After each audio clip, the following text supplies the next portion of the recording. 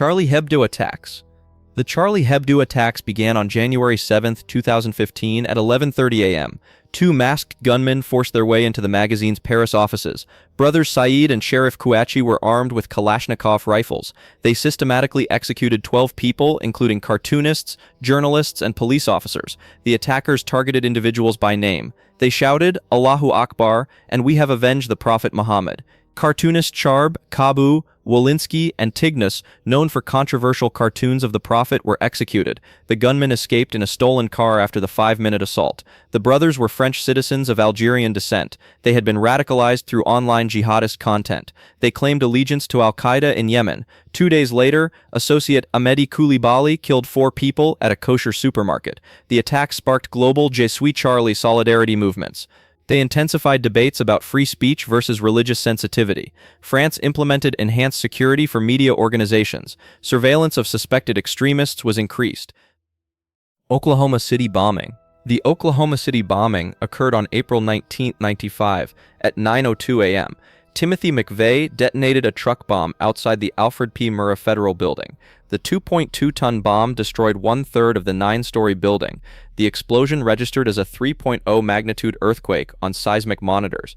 The attack killed 168 people, including 19 children from the daycare on the second floor. Over 600 others were wounded. More than 600 federal employees were inside the building at the time. The blast damaged or destroyed 324 buildings within a 16-block radius.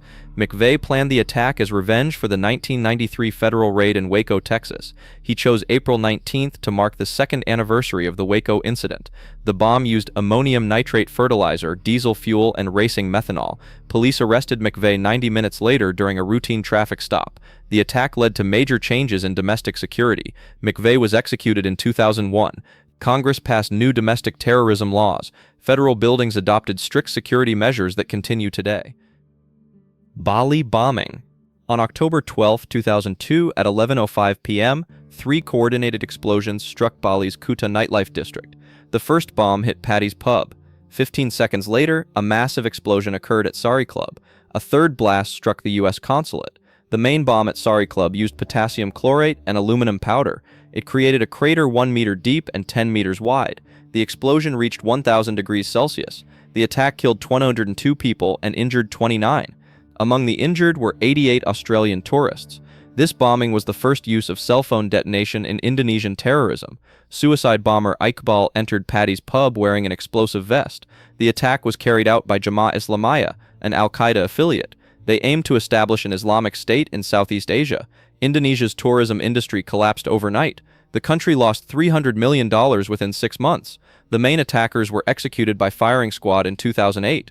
The cell phone detonation method spread to terrorist groups worldwide. Madrid train bombing.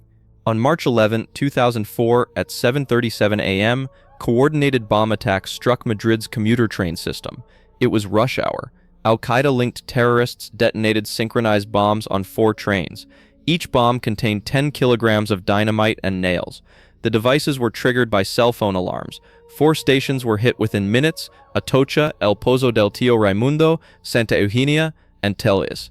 The attacks killed 193 people and wounded 2,050. Initially, the Spanish government blamed ETA separatists.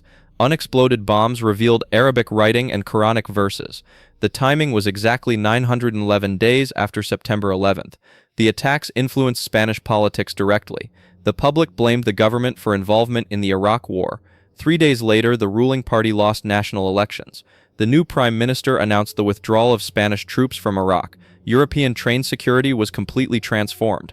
Intelligence sharing between nations dramatically increased and became standard practice. Beslan school siege. On September 1st and 2004 at 9 a.m., 32 Chechen and Ingush terrorists stormed school number 1 in Beslan. It was the first day of classes. The attackers wore black masks and military uniforms. They took 1,128 hostages, including 785 children and 316 adults. The terrorists rigged the school gym with explosives. Bombs hung from basketball hoops throughout the room. Female suicide bombers acted as human triggers. Bombs were set to detonate if they died. For 3 days, hostages received no food or water. The heat reached 30 degrees Celsius. Children had to drink their own urine to survive. On September 3 at 1:03 p.m., an accidental explosion caused chaos. Hostages tried to flee through windows. Russian special forces fought the terrorists for 12 hours throughout the building. The siege ended with 334 dead, including 186 children. The event hardened Putin's Chechnya policy. It also led to revolutionary changes in school security worldwide. London bombing. On July 7, 2005, at 8:50 a.m., 4 coordinated suicide attacks struck London's transport system. It was rush hour. 4 British citizens detonated homemade peroxide bombs. 3 bombs targeted underground trains. 1 bomb hit a double-decker bus. The locations were Liverpool Street, Edgware Road, King's Cross, and Tavistock Square. Each bomber carried 4 to 10 kilograms of explosives. The bombs were in backpacks made from everyday materials, hydrogen peroxide, flour, and nail polish remover. The attacks killed 52 people and injured 784. The attackers were British citizens from Leeds and Dewsbury. They included a teaching assistant and a youth worker. Security cameras captured them leaving Luton Station at 7:15 a.m., looking like normal commuters.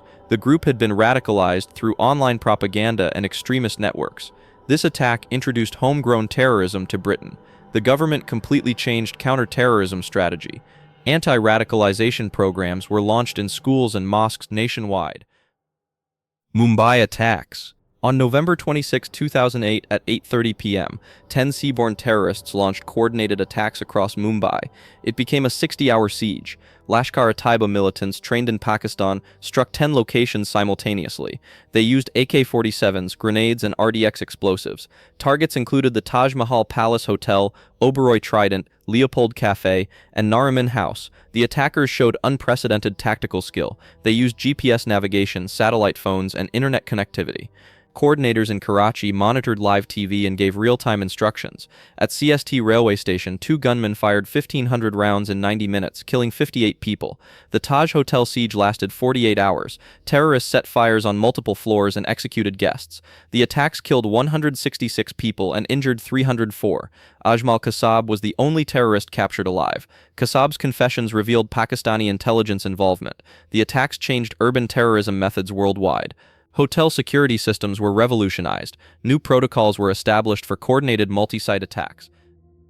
Norway Attacks. On July 22, 2011, Norway faced its deadliest day since World War II. 2 coordinated attacks were carried out by Anders Behring Breivik. At 3:25 p.m., he detonated a 950-kilogram car bomb at Oslo government buildings. The explosion killed 8 people and caused extensive damage across the city center. Disguised as a police officer, Breivik traveled to Utøya Island. The island hosted a Labour Party youth camp. For 72 minutes, he systematically hunted and shot camp attendees. He killed 69 people aged 14-51. Victims tried hiding in bushes, jumping into the lake, or playing dead. Breivik had published a 1,518-page manifesto. It outlined anti-Islam and extreme nationalist ideology. The attack specifically targeted Norway's multicultural policies. He surrendered to police when they arrived on the island. Breivik received Norway's maximum 21-year sentence, with the possibility of extension. The attacks shattered Norway's peaceful image. They triggered major reforms in police response capabilities. Nigeria church attacks. On Christmas Day, December 25, 2011, at 8:30 a.m., coordinated church bombings struck Nigeria. Boko Haram targeted multiple churches across the central region.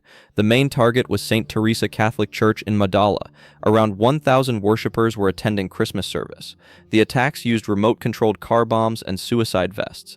At St. Teresa, the bomber parked outside the church entrance. The explosion killed 44 people and wounded 75. Other churches in Jos, Gombe, and Damaturu were attacked the same day. The Christmas timing aimed to maximize psychological impact on Christians. The attacks escalated Christian-Muslim tensions, which had already killed 13,000 people since 1999. Boko Haram's goal was to establish an Islamic State in northern Nigeria. The United States designated Boko Haram as a terrorist organization in 2013. The group's violence eventually displaced 3 million people in northeastern Nigeria. Paris attacks. On November 13, 2015, Paris experienced coordinated attacks starting at 9:20 p.m. ISIS operatives struck the Stade de France, restaurant terraces, and Bataclan Theater. The attackers were Belgian and French citizens. They had trained in Syria and returned as sleeper agents. At the Bataclan, 3 gunmen with AK-47s and suicide vests executed 90 people. The massacre lasted 2 hours and 18 minutes. Security cameras recorded them reloading, standing over wounded victims, and shouting, "This is for Syria." They fired into the crowd systematically. Across all sites, the attacks killed 130 people and injured 413. President Hollande declared an 8-month national emergency. ISIS claimed responsibility via encrypted telegram channels. Coordination came from Brussels and Raqqa. The attacks triggered NATO Article 5 for collective defense. They intensified coalition bombing campaigns against ISIS in Syria and Iraq. Nice truck attack. On July 14, 2016, at 10:30 p.m., Mohamed Lahouaj Bouhlel drove a 19-ton truck through crowds on Nice's Promenade des Anglais. It was Bastille Day celebrations. He zigzagged at 90 km/h for 2.2 kilometers. He specifically targeted children and baby strollers. He fired a pistol from the truck window. Forensic investigation revealed months of planning. He conducted reconnaissance drives and online research on vehicle attacks. He had rented the truck to maximize damage. The 4-minute massacre killed 86 people, including 10 children under age 10. 458 others were injured. ISIS claimed responsibility, though Bouhlel's direct connection was unclear. He had been radicalized online through extremist propaganda and social media. The attack popularized vehicle terrorism worldwide. Similar attacks later struck Berlin, London, Barcelona, and New York. France installed permanent concrete barriers to protect pedestrian areas in major cities. Barcelona La Rambla attack. On August 17, 2017, at 4:50 p.m., Yunus Abu Yaqub drove a stolen white Fiat van through Barcelona's Las Ramblas pedestrian area. He zigzagged for 600 meters. The attack targeted families, street artists, and tourists from 34 countries. Las Ramblas is a UNESCO heritage site. The attack was planned by a 12-person terror cell based in Ripoll. Their original plan involved truck bombs at Sagrada Familia Basilica. An accident at their Alcanar hideout on August 16 killed the bomb maker. The hideout contained 120 gas cylinders and TATP explosives. The attack killed 15 people and injured 131. Abu Yaqub escaped on foot. He carjacked a vehicle, killing the driver, and hid for 4 days. Police eventually tracked him down. Barcelona's €12 billion annual tourism economy was temporarily disrupted. Europe's pedestrian zones permanently added barriers and armed patrols. Urban security architecture across the continent was fundamentally changed. Brussels airport attacks. Coordinated suicide bombings struck Brussels on March 22, 2016. The attacks targeted the airport and metro system during morning rush hour. At 7:58 a.m., 2 bombs exploded at Brussels Airport's departure hall. A third blast occurred at Malbec metro station near EU institutions at 9:11 a.m. The airport attack was carried out by Ibrahim El-Bakraoui and Najim Lashraoui. They detonated suitcase bombs in the check-in area. A third bomber, Mohamed Abrini, fled when his device failed to explode. The metro bombing was executed by Khalid El-Bakraoui, Ibrahim's brother. The attacks killed 32 people and injured over 300. The perpetrators were linked to the same ISIS cell responsible for the November 2015 Paris attacks. Belgian authorities had been tracking the network after the arrest of key Paris attacker Salah Abdeslam 4 days earlier. The attacks exposed major security failures in Belgian intelligence services. They led to increased cooperation between European security agencies. Brussels Airport and metro systems implemented permanent enhanced security screening procedures. Air India Flight 182 bombing. One of the deadliest aviation terror attacks in history. It happened on June 23, 2019. The aircraft exploded midair off the coast of Ireland. All 329 people on board were killed. The plane was a Boeing 747 named Kanishka. It was flying from Montreal to Delhi. There was a scheduled stop in London. The attack was linked to Sikh extremists in Canada. The Babar Khalsa group was responsible. They sought revenge for the 1984 Indian military operation at the Golden Temple. A suitcase bomb was checked in at Vancouver. It was loaded onto the plane without proper screening. The device exploded at 31,000 feet over the Atlantic. The plane was torn apart. On the same day, another bomb went off at Tokyo's Narita Airport. 2 baggage handlers were killed. These attacks changed aviation security. Unaccompanied baggage screening became much stricter. The investigation was one of the longest in Canadian history. Srebrenica Massacre. The Srebrenica Massacre occurred on July 11, 1995. Serbian forces overran the UN-designated safe zone in eastern Bosnia. General Ratko Mladic's troops numbered in the thousands with tanks and heavy weapons. They easily overwhelmed the 400 Dutch peacekeepers stationed there. Over the following 5 days, Serbian forces executed 8,372 Bosnian Muslim men and boys. Victims were transported from the Potocari UN base to execution sites using 30 buses. Women and children were separated from the men at gunpoint. The massacre was pre-planned. Serbian forces used prepared death lists with specific names. Forensic investigators later found 23 primary mass graves and 40 secondary burial sites. Bodies had been moved multiple times with industrial machinery to hide evidence. This event triggered NATO's first major military intervention in Bosnia. It established the responsibility to protect principle in international law. War crimes trials followed years later. Mladic received life imprisonment in 2017. Radovan Karadzic was sentenced in 2019.